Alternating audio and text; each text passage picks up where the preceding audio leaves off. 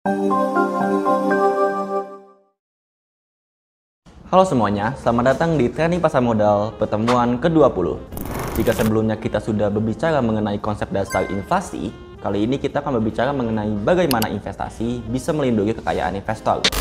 Mengetahui dan mempunyai portofolio itu penting untuk menghadapi inflasi. Kenapa? Karena portofolio yang tahan inflasi membantu menjaga dan menumbuhkan kekayaan kamu secara real, serta memastikan kamu dapat mempertahankan standar hidup kamu. Dengan berinvestasi pada aset yang mendapatkan keuntungan dari kenaikan harga dan menghindari aset yang kehilangan nilainya, kamu dapat melindungi masa depan keuangan kamu.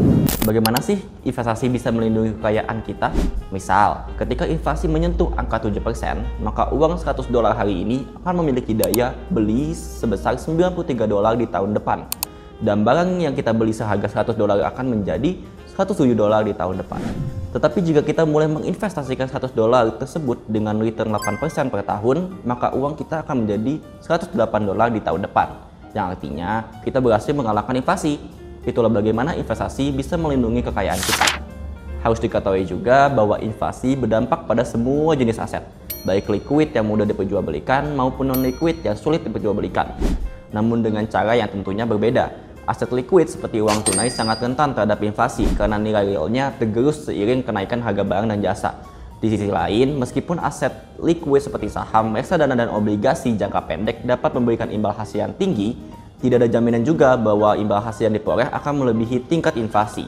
Oleh karena itu, investasi pada aset liquid memang memiliki potensi untuk melindungi nilai aset dari inflasi, tetapi juga mengandung resiko kerugian.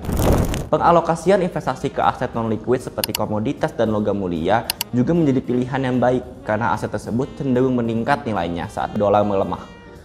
Emas dan logam mulia sering dianggap sebagai aset safe haven. Ketika uang kehilangan nilai karena inflasi, investor seringkali berbondong-bondong membeli emas sebagai penyimpan nilai mata uang. Bank sentral dan investor institusional juga dapat meningkatkan kepemilikan emas selama periode inflasi yang selanjutnya menaikkan harga.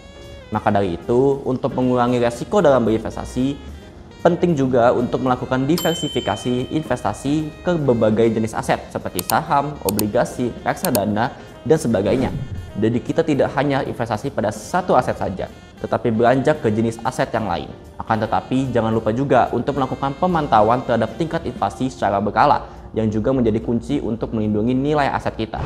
Sekian materi dari Training Pasar Modal pertemuan ke-20. Sampai jumpa di Training Pasar Modal berikutnya.